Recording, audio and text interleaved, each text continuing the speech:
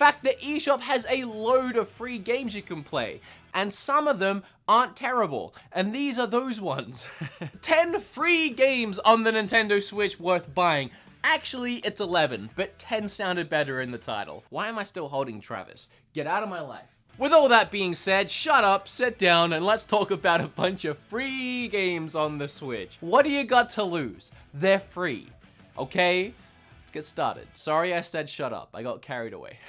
The first free game on the list today is Fortnite, and the next free game is Pokemon Quest. Can I breeze past it that quickly? I'll just say one thing about it. I'm not gonna talk about the game itself. Y'all know what Fortnite is, but it is a perfect example of something I wanted to bring up. Most of the games on this list today do not require you to spend any money in them to have fun. If you're looking to play one of these free games, your credit card will not need to go anywhere near the Switch at any point in time. It can. It definitely can. I mean, that's how these games survive. It's by other people pumping money into it, but that's not your problem. What other people do with their money is their problem. If they want to spend money on Fortnite, they can. If they want to spend money sending me fan mail, they can also do that. If they want to spend money on my Patreon, www.patreon.com/beatemups, they can do that too.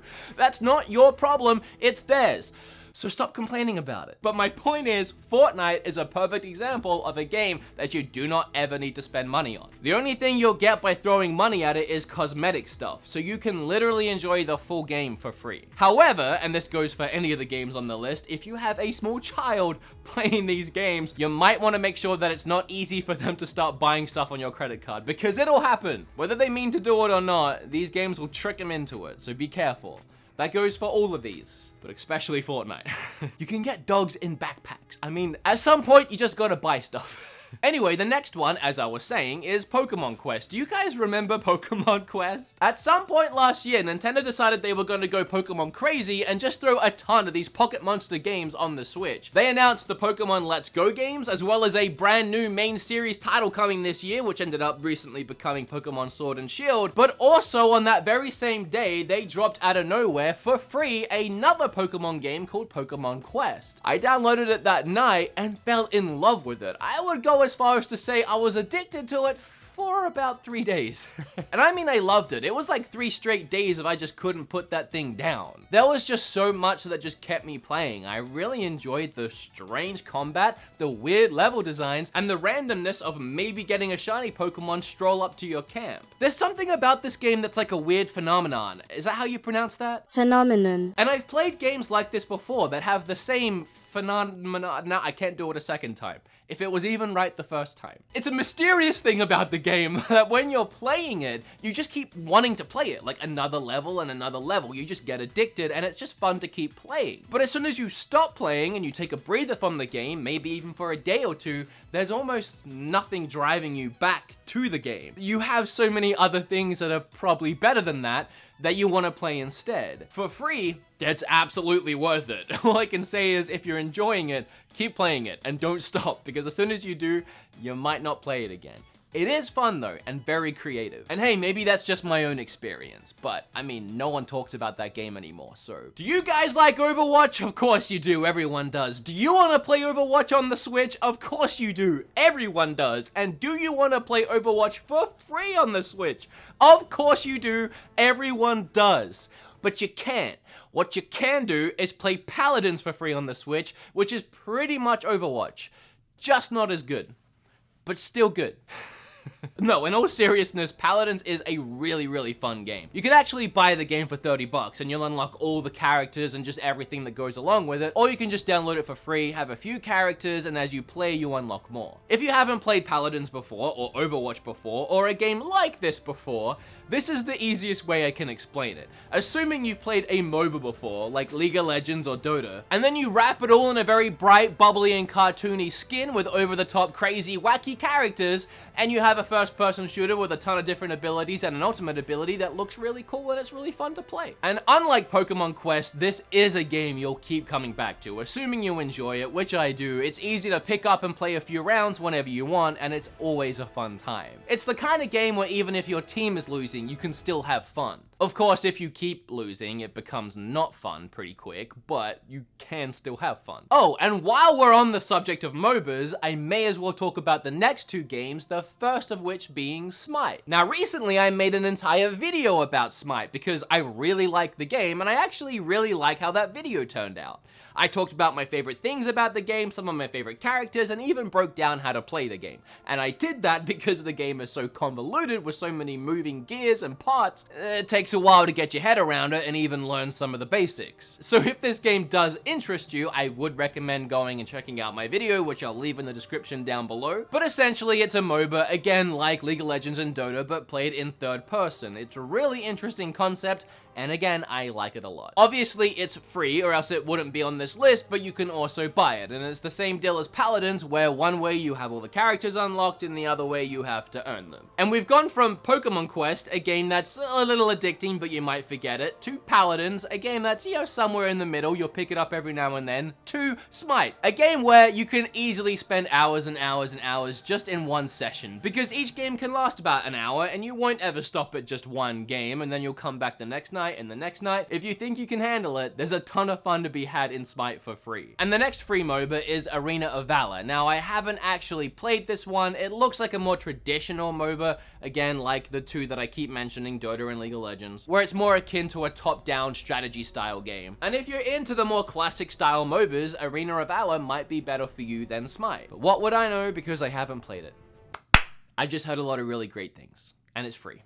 So here it is. A new MOBA is a huge investment. It takes hours and hours and hours to learn the game and get good at it. So as much as I like the genre, I'm not ready to jump into Arena of Valor just yet. I don't have a week's worth of time just to practice. Now, I don't think I'm out of line to say if you have a Switch, you should have all three of these games. Mario Odyssey, Legend of Zelda Breath of the Wild, and Super Smash Bros. And I'll excuse you if you only have two of those three, and if you only have one of those three, I'll still acknowledge your existence if we're walking past each other on the street, but I will be subtly judging you in my mind and wondering what the heck is wrong with you. However, it's probably safe to say you most likely have Smash Bros. In your house, if you have a Switch. But if you're in the very unfortunate circumstance of not having that game and wanting that game, but you do have a Switch, well, you can play a light version of this game for free, and that game's called Brawlhalla. And if you haven't seen this game before, I really don't have to describe it all that much because it's literally Smash Brothers. It's a Smash Brothers clone. Maybe hardcore Brawlhalla fans will fight me on that and point out all the subtle differences, but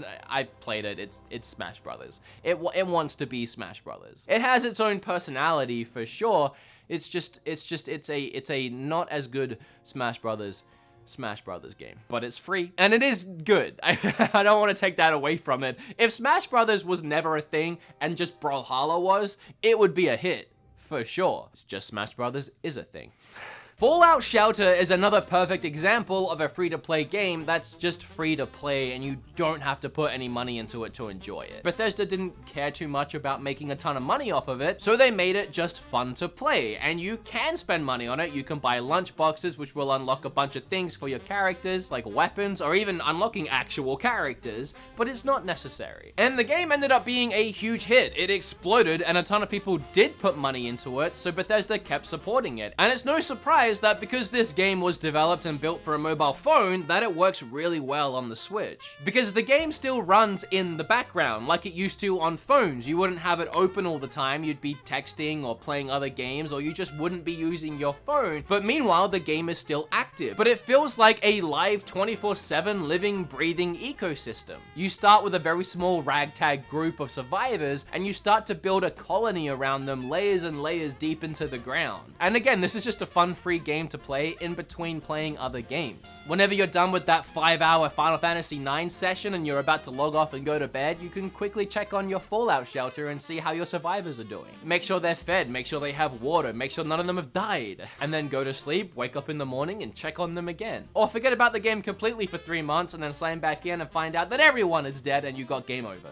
I don't know if it works that way. We could find out.